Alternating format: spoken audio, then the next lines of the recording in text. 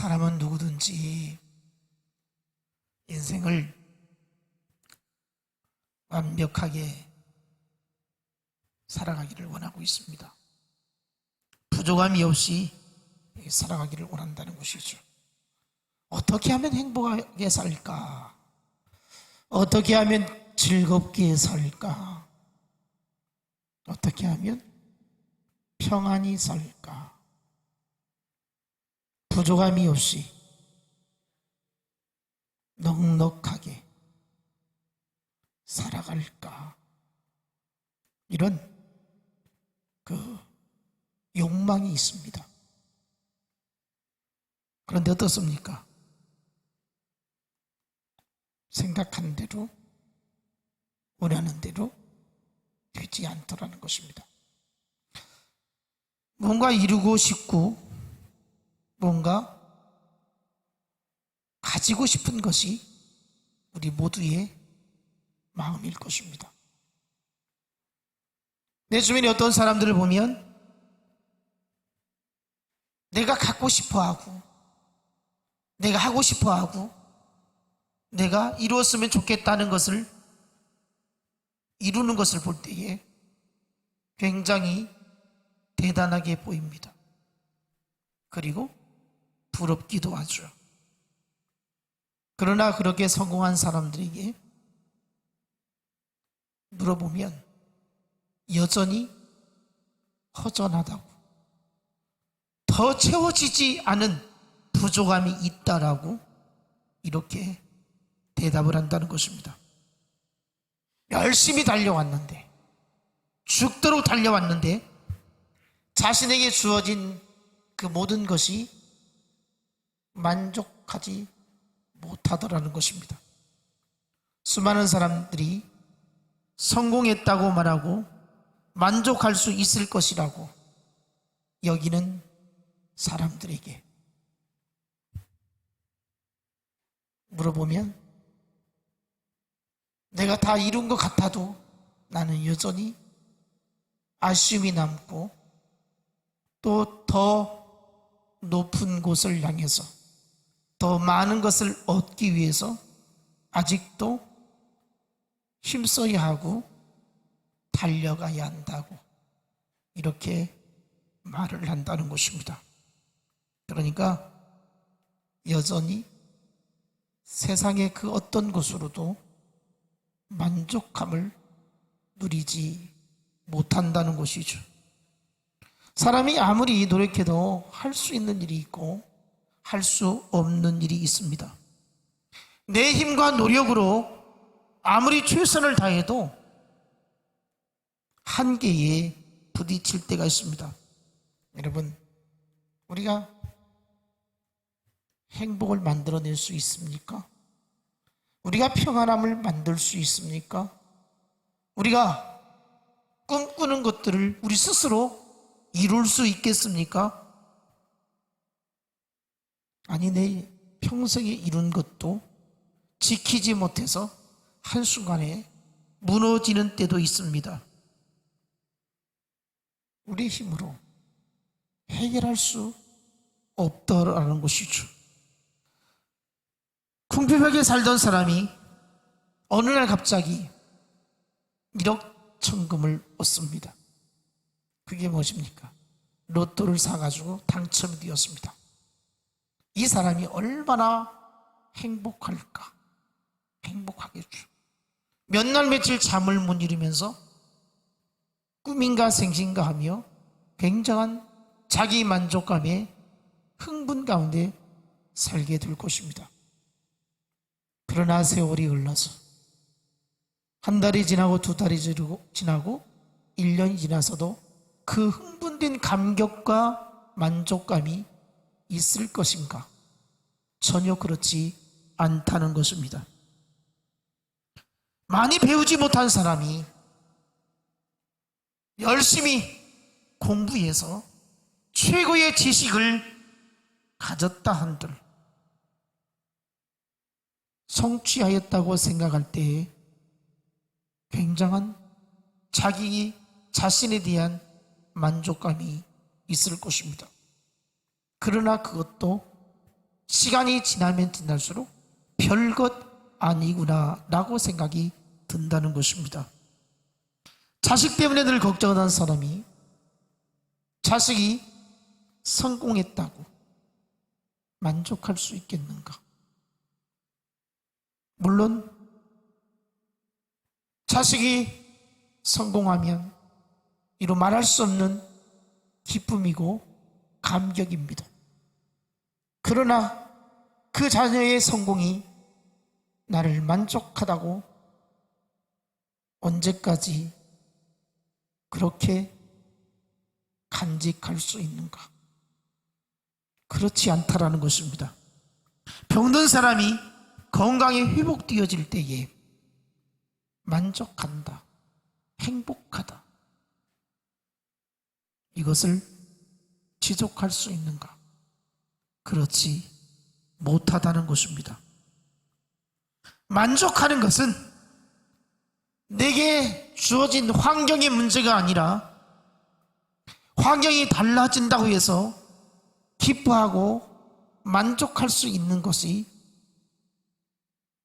내 평생 동안 나타나지 않는다는 것입니다. 여러분, 지금까지 인생을 살아가면서 행복했던 순간순간들이 얼마나 많았습니까? 내 삶을 만족하다고 여길 만한 일들이 얼마나 많이 있었습니까? 그러나 그 만족이 오늘 현재 나에게 가득한가? 그 만족감이 내게 여전히 남아있는가? 그렇지 못하다는 것입니다. 일시적으로 만족하고 기뻐할 수 있지만 오래가지 못하더라는 것입니다. 세상을 보면, 또 사람을 보면, 또 현실을 보면 전에 그렇게도 좋아했고 그렇게도 만족해야 했고 그렇게도 감격해 했던 것들이 어느새 식어버리고 만다는 것입니다. 그래서 우리는 세상 그 어디에서도 진정한 만족을 얻을 수가 없다는 것입니다. 우리가 최선을 다해서 얻은 것일지라도 얼마 가지 못해서 그것이 나에게 만족을 가져다 주지 못하더라는 것입니다. 얼마나 많은 것을 우리는 얻으며 가지며 누리며 살았습니까? 물질적인 것이나 건강이나 인간관계도 마찬가지입니다. 우리가 아무리 스스로 만족하는 삶을 살기 위해서 힘써 보지만 늘 부족한 가운데에 허덕이며 살고 있다는 것입니다. 어떻게 생각해 보면 지금 우리가 살아가고 있는 이 삶이 100년 전에 200년 전에 최고의 부자보다도, 아니 나라를 자기 마음대로 소유하고 다스렸던 임금보다도 우리가 좋은 집에서 잘 먹고 잘 입고 잘 살고 있습니다. 상상할 수 없는, 우리는 많은 것을 누리며 살고 있습니다. 그런데 어떻습니까? 우리 조상들보다도 우리가 과연 더 만족하며 산다고 말할 수 있는가? 그렇지 못하다는 것입니다. 옛날에 힘들고 고생하며 헐벗는 가운데에 살았던 그 사람들보다도 우리가 많은 것을 누리고 있지만 만족하지 못한 삶을 살고 있다는 것입니다. 여러분, 우리는 어떻습니까? 어디에서 만족을 찾고 있습니까? 우리는 지난 시간에 이 압달락의 말씀을 살펴보았습니다. 고린도 교회 성도들이 만족하지 못하고 불평하고 원망할 때에 바울이 편지를 보내게 되어집니다. 바울이 들었던 소식은 너무나도 답답하고 한심하고 괴로웠습니다. 그런데 교회 바울이 개척해서 한 영혼 한 영혼 하나님의 말씀으로 양육해서 세운 사람들이었습니다. 그런데 거짓 교사들이 교회에 들어왔습니다. 유대인들이 아주 예수 그리스도를 인정하지 않는 찌들어 있는 사람들이 고린도 교회에 들어와서 바울이 가르쳤고 바울이 말씀을 전했던 것을 부인하도록 미혹합니다. 아니, 사도 바울의 인격을 건들게 되죠. 마치 싹군 목자로 얘기했던 것입니다. 하나님께서 인정하는 보냄받은 사도가 아니라고 말할 정도였습니다. 얼마나 안타까운 일입니까? 바울이 복음에 대한 진리마저도 공격당하는 것을 볼 때에 견딜 수가 없었습니다.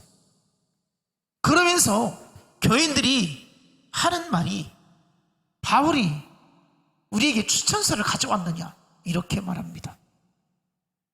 바울이 누가 보낸 사람이냐 이렇게 따지고 있습니다.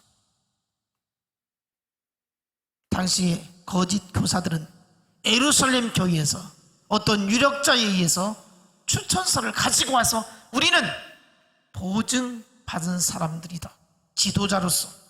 그러니까 우리 말을 들어야 한다. 바울이 너희들에게 가져온 추천서가 있느냐라고 말했다는 것입니다. 여러분, 바울이 분명히 말합니다. 너희들은 나의 추천서다. 너희들은 나의 편지다. 나는 별도로 추천서를 가지고 너희들에게 보여줄 필요도 없다는 겁니다. 이유는 하나님의 부르심이 확신하고 또한 하나님께서 말씀대로 너희들을 가르쳤던 그 열매가 바로 너희가 원하는 추천서요, 너희가 나를 바라보는 그 의심하고 있는 그것을 지울 수 있는 증거라는 것입니다.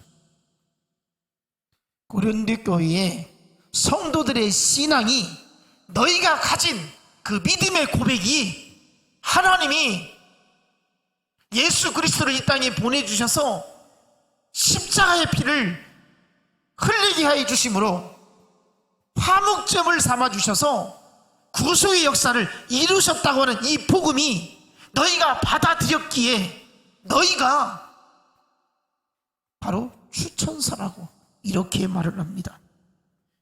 고린도 교인들의 마음판에 하나님의 영으로 새겨놓은 것이 있는데 그것이 바로 하나님이 너희들에게 나를 보낸 추천서요, 편지라고 이렇게 말하고 있습니다. 바울은 이렇게 말하는 것에 대한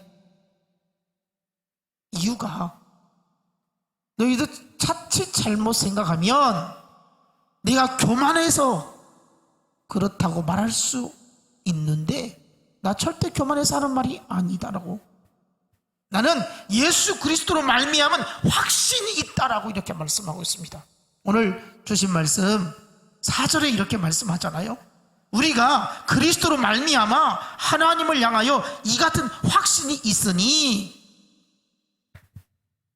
내가 예수 그리스도로 말미암아서 하나님을 향한 확신이 있다라는 거예요. 바울이 말하는 것은 그냥 하는 소리가 아니라 예수 그리스도로 인한 확신을 가지고 있기에 당당하게 말할 수가 있었던 겁니다. 이어지는 말씀 5절 보면 우리가 무슨 일이든지 우리에게 난 것 같이 스스로 만족할 것이 아니니 우리의 만족은 오직 하나님으로부터 나느니라.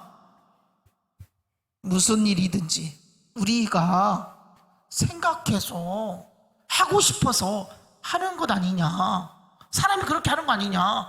그런데 너희들 하고 나서 만족하냐? 그러면서 하는 이야기가 만족할 수 없잖아. 너희들이 하는 모든 행위에 너희들 만족했어 지금까지? 이런 거예요. 너희들이 지금 살아오면서 행했던 모든 것들이 너희들에게 완전한 만족을 주었어? 아니라는 거예요. 그러면서 하는 말이 만족은 오직 하나님으로부터 나느니라. 왜 그렇게도 불평이 많아? 왜 그렇게 원망이 많아? 왜 이렇게 어지럽혀? 너희들이 볼 때 나를 거짓 사도로 보는 거야? 내가 너희들의 전한 복음이 가짜인 거야? 아니야. 너희들 스스로 너희들 행한 것 만족하고 있어? 내가 전하는 복음은 확신 있는 복음이야. 만족을 줄 수 있는 복음이야. 만족은 하나님께로부터 나는 것이야. 지금 누가 하는 말입니까? 바울이 복음이 흔들리고 있는 자들에게 주는 말씀이에요. 세상 그 어디에서도 만족을 얻을 수 없잖아. 만족은 오직 하나님에게로부터 나는 것이야. 우리의 노력으로 만족할 수 없다는 거죠. 수많은 사람들이 어떻습니까? 자신의 삶을 만족시키려고 몸부림치며 살고 있습니다. 오늘 우리도 얼마나 내 인생을 만족케 하려고 힘쓰고 있습니까? 그러나 만족하지 못했습니다. 그 만족은 어디에서 오느냐? 하나님께로부터 나느니라. 여러분, 하나님께로부터 만족함을 얻을 수 있기를 원합니다. 세상에 나가서 만족함을 얻으려고 열심히 살다 보니까 절망하게 되기도 하죠. 절망에 빠지기도 합니다. 왜? 내가 원하는 목적이 있어요. 그것만 가지면 만족할 줄 알아. 열심히 사는데 어떻습니까? 얻지 못해서 실망하고 절망에 빠지기도 하죠. 아니, 내가 만족하려고 쌓아둔 것이 어느 순간에 사라지기도 하죠. 여러분, 자기 만족이 내게로부터 오는 게 아니라 하나님께로부터 비롯된 것을 우리가 깨달아야 할 것입니다. 나 잘났다고 생각하고 인정받으려 하고 만족하려고 하는 사람들은 문제인 거예요. 이건 하나님 주시는 생각이 아니라는 거예요. 만족은 나로부터 나오는 게 아니라 하나님께로부터 나오는 줄 믿습니다. 사람들이 그러잖아요. 자기 성취감에 기뻐할 수는 있겠죠. 내가 이룰 수 있다니, 내가 이루었다니, 내가 해냈다니, 야, 내 스스로 나에게 칭찬하고 싶다. 그럴 때 있거든요. 그러나 이것이 진정한 만족을 주느냐? 그렇지 못하다라는 거죠.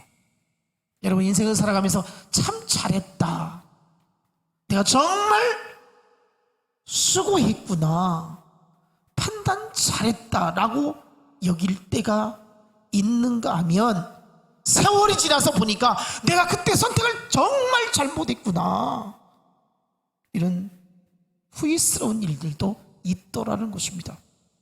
세상의 것은 어떻습니까? 만족이 쉽지 않다라는 거예요. 알 수 없다는 거예요. 사람들이 가장 후회스러운 때가 언제인 줄 압니까? 내가 그때는 정말 잘한 것 같았었는데 세월이 지나서 살다 보니까 야, 내가 잘못 생각했구나, 내가 속았구나, 내가 바보 같았구나, 이럴 때가 언제입니까? 평생 원수라고 여기는 부부간 아니겠습니까?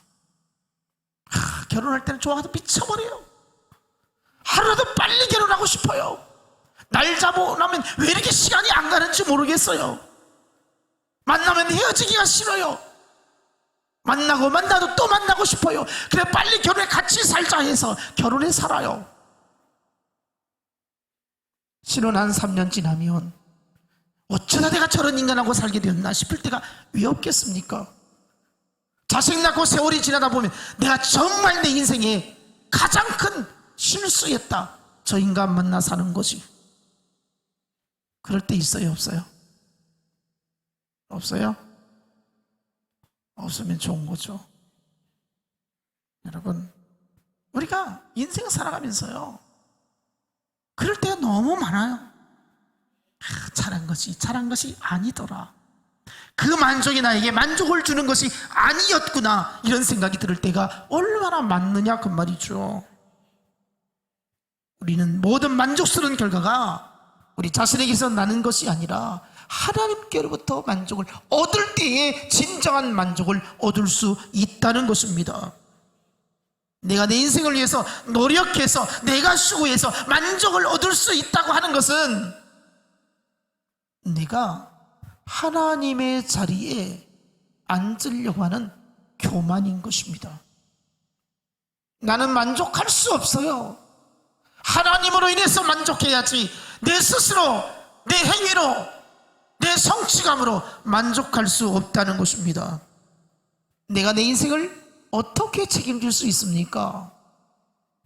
나도 몰라요. 내가 어떻게 내 인생을 내가 펼쳐갈지 내 스스로 내 인생을 가름할 수가 없다는 거죠. 무슨 일이 일어날지, 어떤 환경이 주어질지 모른다는 겁니다. 그때마다 내가 어떻게 처신할지 모른다는 거예요. 여러분, 주의가 무엇입니까? 주의라고 하는 것은 자신의 힘으로 살아가려고 하는 행위가 주인 것입니다. 내 힘으로 살려고 하는 것, 하나님을 바라보지 아니하고 내 힘으로 해결해 보려고 하는 이 생각이 주의라는 거예요. 여러분, 하나님이 하여 주셔야 돼요. 하나님이 도와주셔야 돼요. 하나님이 함께 해주셔야 돼요. 하나님이 인도해 주셔야 돼요. 하나님이 책임져 주셔야 돼요. 주와 같이 길 걷는 것 즐거운 일이 되어야 되는 거예요. 예수 안에 살아가는 것이 행복이 되어져야 되는 거예요. 신앙생활 하면서 힘들어 하시는 분들이 있습니다. 언제입니까? 내 스스로 해결하려고 할 때 내가 해결해야지, 내가 어떻게 풀어봐야지, 이런 생각이 크면 클수록 하나님께로부터 멀어진다는 것을 알아야 됩니다. 내 스스로는 아무것도 할 수 없다. 하나님이 힘을 주셔야 되겠다는 것입니다. 신앙생활은 내 힘으로 하는 것이 아니라 하나님이 주시는 힘으로 하는 것입니다. 자기 열심으로 하다 보면 한계가 있어요. 신앙생활 하다 보면요, 굉장한 열정을 가지고 하나님 앞에 충성스럽게 사명을 감당하다가 왜 낙심하고 절망하고 포기해버리고 시험에 듭니까? 갈등 앞에서 십자가를 져야 할 상황에서 내가 포기해버리거든요. 열정도 헌신도 순수한 감정도 내 노력으로 조절할 수 없지 않습니까? 의지도 한순간에 바닥나지 않습니까? 아무리 결단하고 아무리 마음을 다져도 내 스스로를 내가 책임지지 못하는 거예요. 사람들은 그러잖아요. 나는 하나도 바뀌지 않으면서 상대방을 바꾸려고 하거든요. 나도 내가 못 바꾸는데 어떻게 다른 사람을 바꾸려고 해요? 못 바꾼단 말이죠. 여러분, 바꾸고 싶어서 바꾸지나요? 안 바뀌더라는 거예요. 나 스스로도 이거 바꿔야 되겠다 마음은 정하지만 안 바뀌더라는 거예요.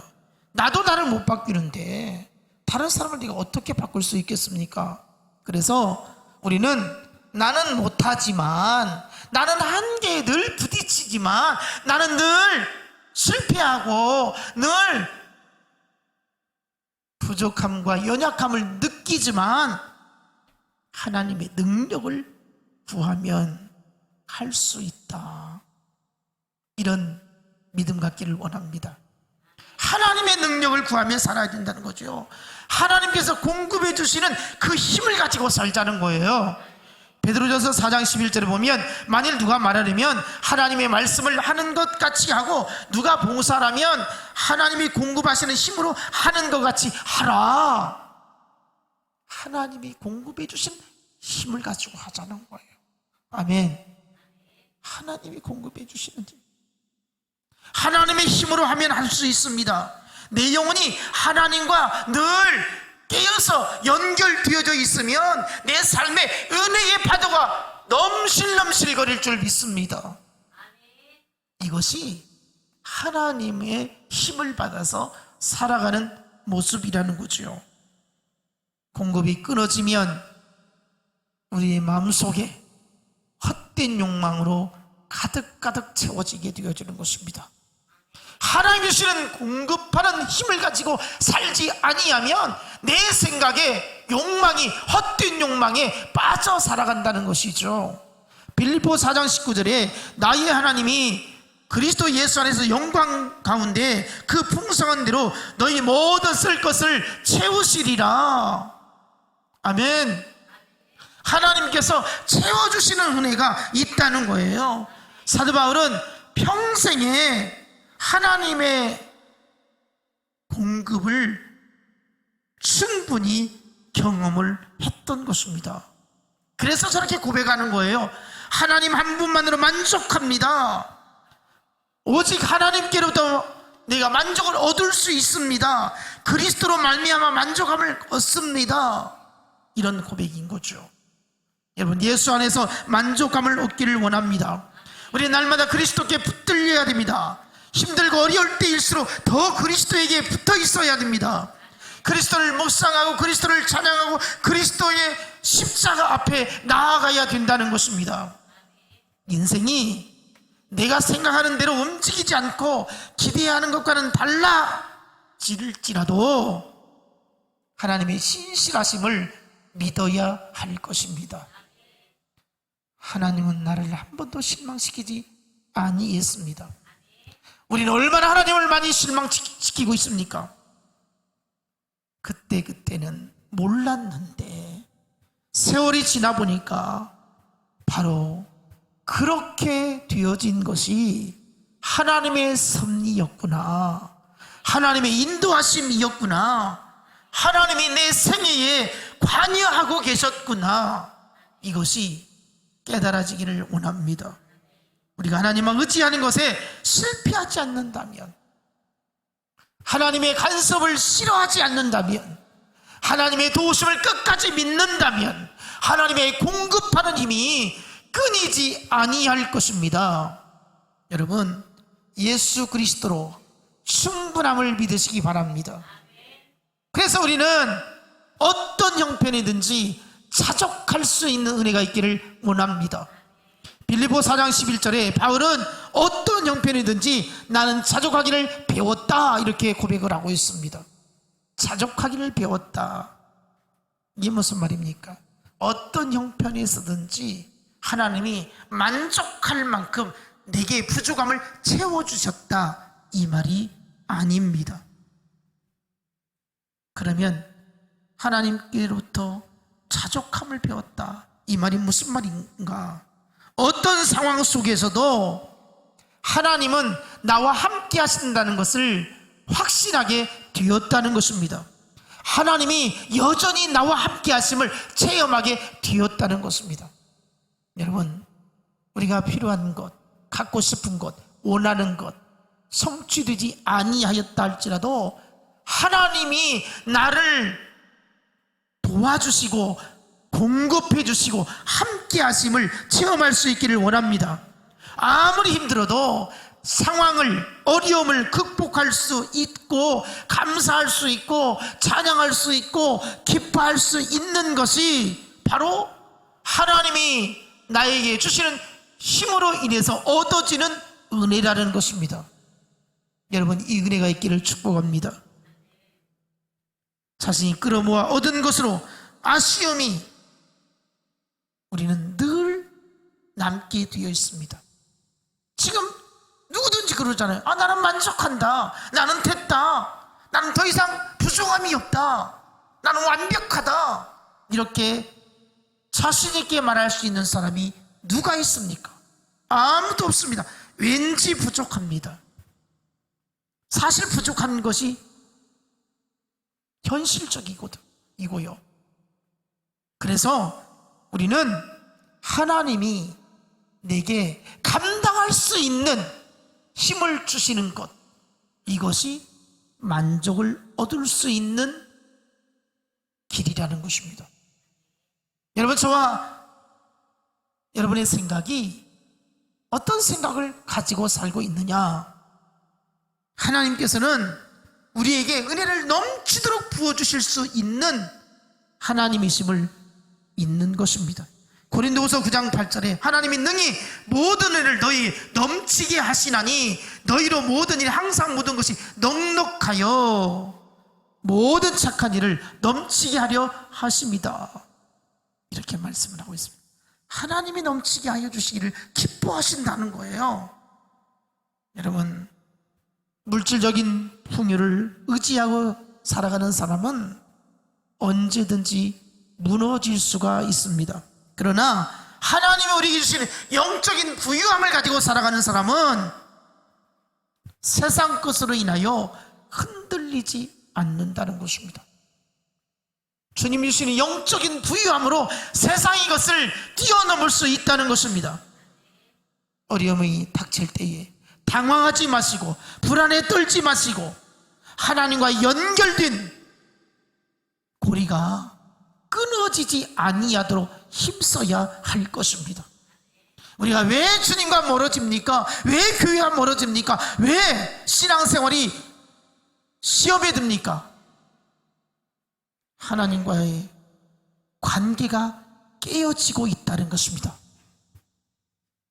하나님과 관계가 막혀 있다는 것입니다. 우리가 진정 하나님을 사랑하는 사람이라면, 하나님의 주시는 힘으로 산다고 한다면 우리는 절대적인 믿음을 가지고 하나님 앞에 서야 할 것입니다. 광야의 이스라엘 백성들이 끊임없이 하나님을 원망했습니다. 그리고 지도자를 불평했습니다. 물이 없으면 물이 없다고, 먹을 것이 없다고, 고기가 먹고 싶다고, 껄핏하면 여호와께서 우리를 여기서 죽이려 한다고, 애굽에서 종살이 할 때가 더 좋았다라고. 세상에 이럴 수 있습니까? 이스라엘 백성들 하나님이 어떻게 끄집어 주셨습니까? 430년 동안 애굽에서 종살이하는 그 민족을 하나님께서 어떻게 건져주셨습니까? 애굽의 바로 왕이 끝까지 안 보내려고 할 때에 하나님의 10가지 재앙을 내려서 애굽 땅에 첫 것이라고 하는 것은 사람이든 짐승이든 다 죽여서 어쩔 수 없이 두 손 번쩍 들고 나가라고 이렇게 해서 나온 것 아니겠습니까? 그리고 나와서 홍해를 어떻게 건넜습니까? 그리고 광야에서 하나님께서 어떻게 역사하셨습니까? 그들이 배고프다면 먹여주었습니다. 반석에서 물이 콸콸 쏟아지게 만들어 주었습니다. 추울까봐 구름 기둥으로 따뜻하게 해주었고 더울까봐 구름 기둥으로 시원하게 해주었습니다. 하나님의 은혜가 이 모양 저 모양으로 끊임없이 나타나고 있는 그때에도 여전히 그들은 하나님을 원망했습니다. 지도자를 불평했습니다. 여러분, 은혜를 받으면서도 은혜를 깨닫지 못했던 것입니다. 만족하지 못했습니다. 이것이 하나님의 은혜요, 하나님의 사랑이요, 하나님의 축복이라는 것을 깨닫지 못했던 것입니다. 우리가 지금 어떤 상태입니까? 하나님의 은혜를 만족하며 살고 있어야 하지 않겠습니까? 그런데 무엇 때문에 그렇게 불평하고 원망하고 그렇게도 하나님의 사랑을 저버리고 살아가는지, 왜 교회와 멀어지고 있고, 왜 은혜가 떨어지고 있고, 왜 시험에 들고 있습니까? 하나님의 사랑을 깨닫지 못하고 있는 겁니다.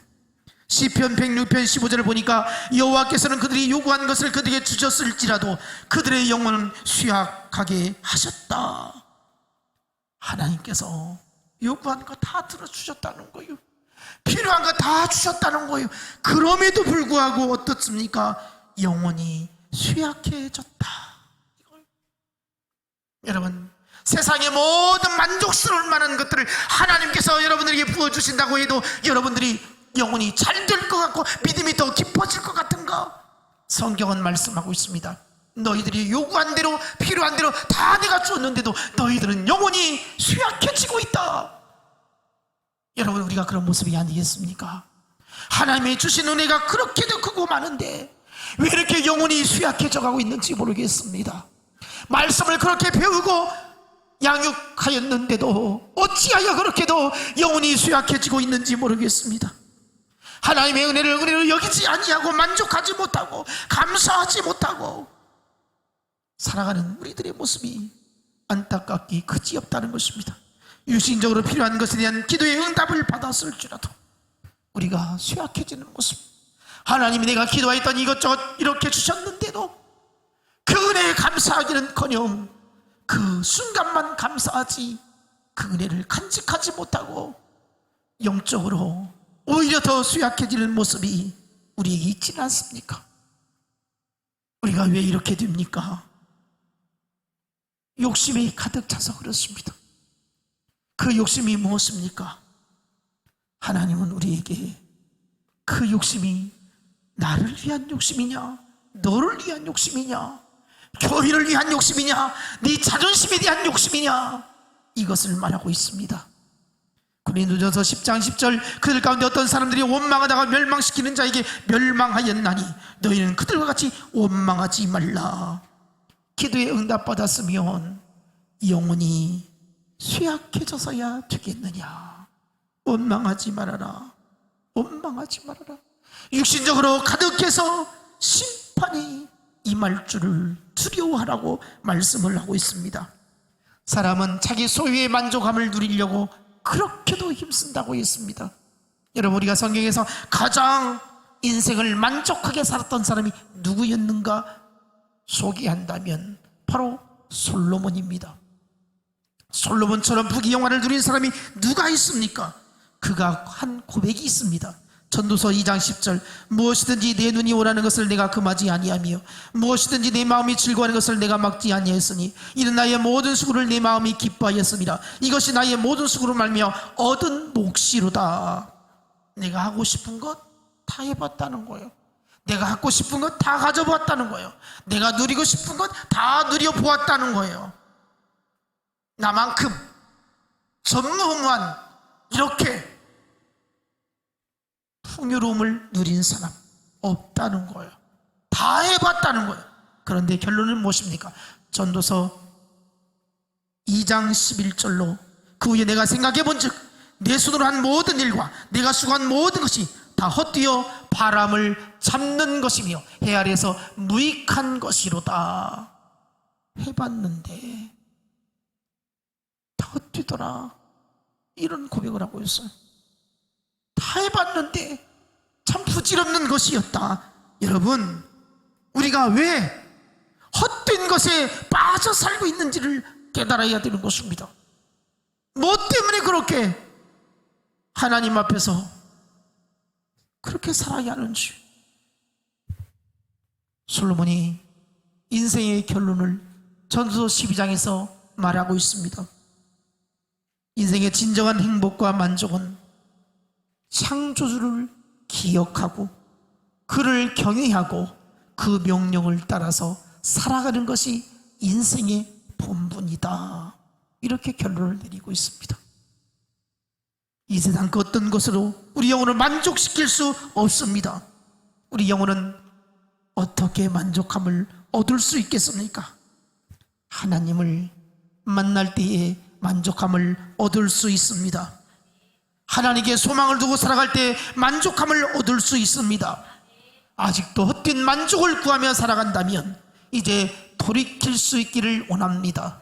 내 인생의 모든 만족은 하나님께만 있다는 것을 깨닫기를 원합니다. 헛된 욕심과 욕망에 사로잡히지 아니하고 하나님께 모든 것을 맡기고 하나님으로 인한 만족을 누릴 수 있기를 원합니다. 여러분, 우리가 마음이 가장 복잡하고 어지러울 때가 언제였습니까? 힘들 때가 언제였습니까? 인생이 고달프고 지치고 고통스러울 때가 언제였습니까? 내 마음에 욕망이 가득할 때였습니다. 이것을 내가 이루어야 하는데, 내가 이것을 가져야 하는데, 내가 이것을 이겨야 하는데, 이럴 때 얼마나 우리 마음속에 힘들고 지치고 피곤한 인생을 살았습니까? 반면에 우리 마음이 가장 평온하고 안정될 때가 언제 있는가? 마음을 비울 때였습니다. 내 욕심을 버릴 때였습니다. 그래, 내가 저버리자, 내가 그냥 섬기자, 내가 그냥 십자가 지자, 이게 마음을 비우는 거예요. 여러분, 마음 비우기가 정말 어렵죠. 욕심을 버리고 미움을 버리고 살아가는 것 쉽지 않습니다. 미운 것이고 나도 인간인지라 당연히 욕심에 사로잡힐 수밖에 없지요. 그러나 그 마음을 내려놓는 것이 얼마나 어려운지 몰라요. 여러분, 이 마음을 내려놓을 수 있는 우리가 성숙한 그리스도인이 되어야만 만족한 삶을 살 수가 있다는 것입니다. 다윗처럼 여호와는 나의 목자시니 내게 부족함이 없으리로다. 선한 목자가 되시는 우리 주님은 십자가를 지시고 목숨을 내놓으셨습니다. 예수님을 바라보면 얼마나 큰 힘이 생깁니까? 얼마나 큰 위로가 됩니까? 우리 주님 바라봅시다. 주님만 따라갑시다. 요한복음 10장 27절, 내 양은 내 음성을 들으며 나는 그들을 알며 그들은 나를 따르느니라. 선한 목자 되신 주님은 오늘 우리에게 말씀하십니다. 너희는 내 양이다. 내 양은 내 음성을 듣고 나를 따르는 것이다. 이렇게 말씀을 하고 있습니다. 우리 주님 따라갑시다. 주님이 사망의 음침한 골짜기로 나를 인도할지라도, 나를 비탈길로 인도할지라도, 나를 저 가시밭길로 인도할지라도 내가 주님 따라가면 주님이 절대로 나를 죽는 곳에 버리지 아니할 것이다. 분명히 나를 쉴만한 물가로 인도할 것이고 나를 푸른 주장으로 인도할 것이다. 그 가는 길의 과정 속에서는 정말 죽을 것만 같은 골짜기가 있었을지라도 나는 주님이 앞에서 인도하니 나는 주님의 양으로 주님을 따라야지. 이렇게 마음을 갖는다면 우리는 스스로는 해결할 수 없고 스스로는 만족할 수 없지만 주님 때문에 주님 안에서 만족하며 살아갈 수 있는 복된 인생이 되어지리라 믿습니다. 바라기는 오늘 말씀을 듣고 여러분 잘 양육받아서 오늘 주신 본문의 말씀이 무엇이었습니까? 고린도 교회가 원망하고 불평하고 만족하지 못할 때 너희들 스스로 지금까지 행했던 것, 만족한 것 무엇이 있느냐? 만족은 하나님께로부터 나느니라. 이렇게 그들을 위로했고 격려했습니다.